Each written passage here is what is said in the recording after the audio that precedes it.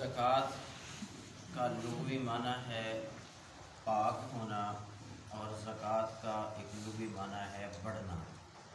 ये दोनों मानों की वजह ये है कि एक तो ज़कात देने से बाकी माल पाक हो जाता है, और जो बढ़ना माना है ये ज़कात का इस एतबार से है कि ज़कात देने से मानवी तौर पर भी और ज़ाहिरी तौर पर भी माल में इजाफ़ा होता है, उसमें बरकत भी आती है और माल बढ़ता भी है। इस वजह से ज़कात का ये लुग़वी माना है। इस्तिलाह में ज़कात किसे कहते हैं? मखसूस अफराद के लिए मखसूस माल में मखसूस वक़्त पूरा होने पर मखसूस मिक़दार को अपने माल में से अलग करके गुरबा को देना, इसको ज़कात कहते हैं। इसकी कुछ शराइत हैं।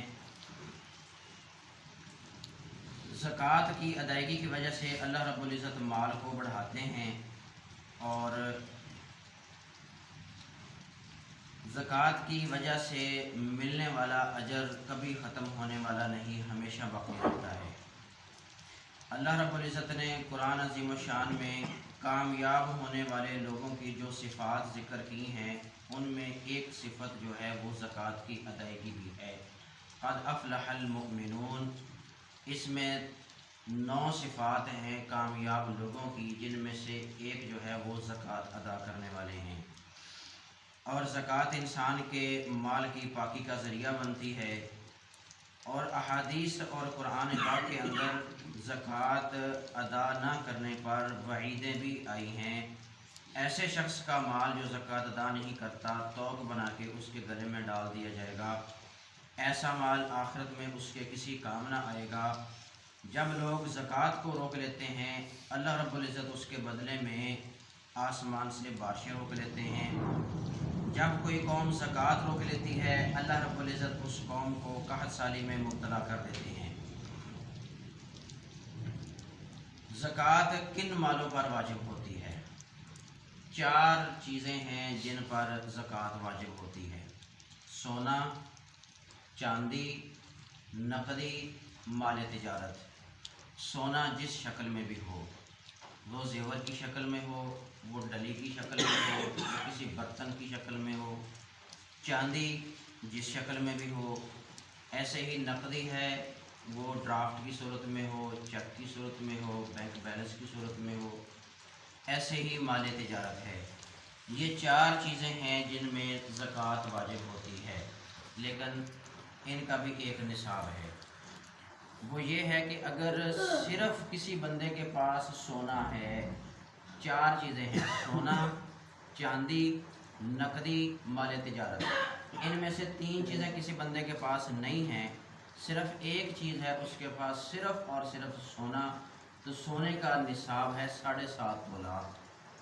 हमारे यहाँ होता क्या है कि हमारे पास सोना 7.5 तोले तो नहीं होता, लेकिन हमारे पास चांदी भी अगरचे आम आजकल घरों में नहीं होती, तो नकदी होती है या माल तिजारत होता है।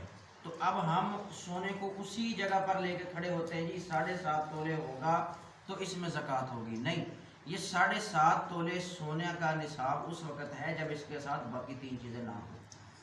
ऐसे ही चांदी है, चांदी सिर्फ़ और सिर्फ खालिस चांदी हो, उसके साथ ना सोना हो, ना नकदी हो, ना माल तिजारत हो। चांदी का निसाब 52.5 तोला है। अगर किसी बंदे के पास 52.5 तोला चांदी नहीं, चांदी उसके पास 5 तोले है, लेकिन उसके पास थोड़ा सा सोना है, थोड़ी सी नकदी है, माल तिजारत भी समझो नहीं है उसके पास, फिर उसके लिए निसाब और है। ऐसे जिस बंदे के पास सोना भी ना हो, चांदी भी ना हो, सिर्फ नकदी हो और माल तिजारत भी ना हो, उसके लिए भी फिर निसाब है। अब वो कैसे? सिर्फ सोना हो, 3 चीज़ें ना हो तो 7.5 तोला। सिर्फ चांदी हो, बाकी 3 चीज़ें ना हो तो 52.5 तोला। सोने के साथ कुछ चांदी हो या नकदी हो या माल तिजारत हो, फिर क्या करेंगे? सोने की कीमत साथ नकदी साथ जो भी है वो सारा मिला के अगर वो 52.5 तोला चांदी की कीमत बनती है, ज़हन में रखना कि जब सोना 7.5 तोले से कम होगा, फिर हर चीज़ के अंदर निसाब उतना होगा जितना 52.5 तोला चांदी खरीदी जा सके जिस रकम से। अब किसी बंदे के पास सिर्फ चांदी है, सोना नहीं है, लेकिन चांदी 52.5 तोले से कम है लेकिन साथ नकदी है, इन दोनों चीज़ों को अगर मिलाएं तो 52.5 तोला चांदी खरीद हो सके तो उस पर ज़कात वाजिब है।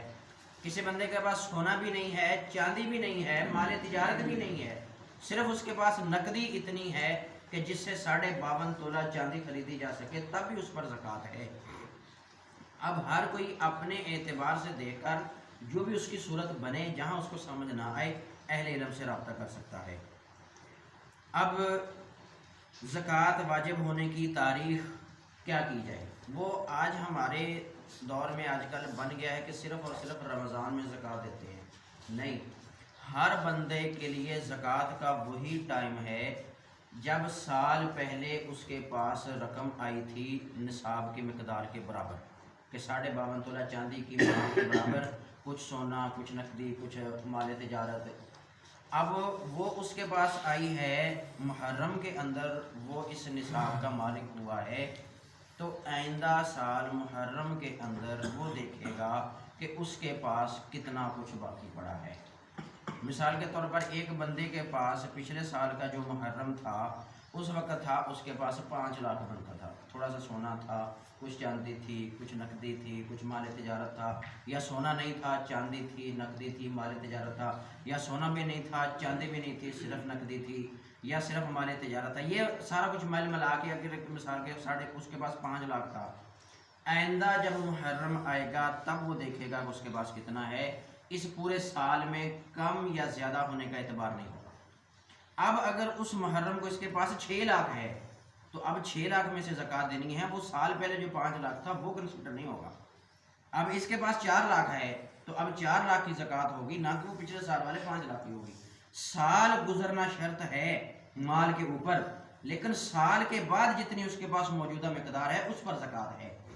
अगर किसी बंदे ने हमेशा अपना जो है रमज़ान के अंदर वो अपनी तारीख मुकर्रर कर ली है कि मैंने हर साल यकम रमज़ान को हिसाब लगाना है, तो ठीक है, उसके लिए रमज़ान है।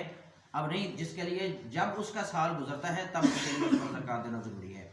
और ज़कात है कितनी, वो है 2.5%, 40वां हिस्सा। आसान हिसाब है, वो ये है कि जितने भी उसके पास पैसा बनता है किसी भी सूरत में, जैसे मैंने तफसील ज़िक्र की, उसको कैलकुलेटर पर लिख के तकसीम 40 कर दें।